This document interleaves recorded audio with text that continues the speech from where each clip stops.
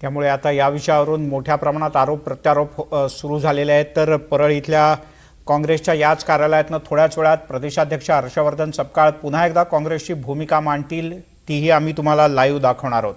दरम्यान अन्य काही बातम्यांच्याकडे वळूयात। धाराशिवच्या तेरखेडा इथे सत्ताधारी महायुतीतील राष्ट्रवादी आणि शिवसेनेमध्ये जोरदार राडा झाला।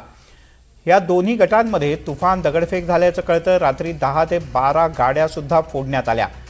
आमदार तानाजी सावंत गटाचा जिल्हा परिषद निवडणुकीतला विजय, त्यानंतर उन्माद सुरू होता, यातूनच हल्ला झाल्याचा आरोप राष्ट्रवादीकडून करण्यात येतोय। तर विधानसभा आणि जिल्हा परिषदेतील पराभव हा प्रस्थापितांना पचवता आला नाही, त्यामुळे आमच्यावर हल्ला केला जातोय, आरोप केले जात आहेत, असा प्रतिवाद हा शिवसेनेच्या वतीनं करण्यात आलाय।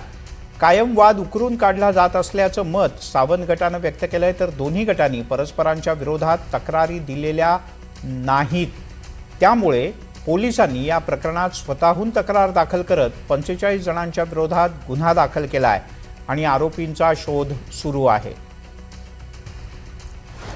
खाली जे आपल्या जिल्हा परिषदेचे इलेक्शन झालं, ही प्रस्थापित लोक जी पराभूत झाले ती त्यांचा पराभवच पचवतही नाही।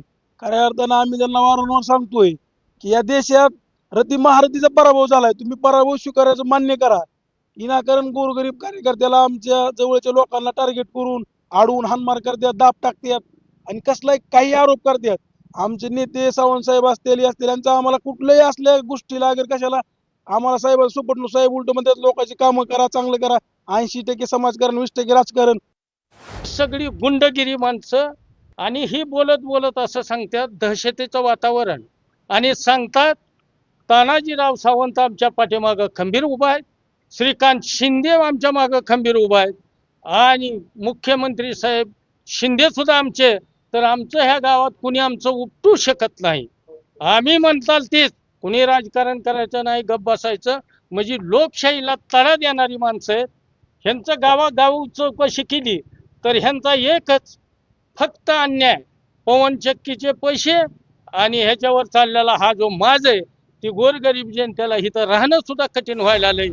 2 तारखेला रात्री 11 वाजता 2 गटामध्ये किरकोळ वादातून दोन गट एक समोरासमोर येऊन एकमेकांना दगडानं काठ्यानं मारामारी होऊन त्याचं रूपांतर मोठ्या भांडणामध्ये होऊन घटना घडली होती।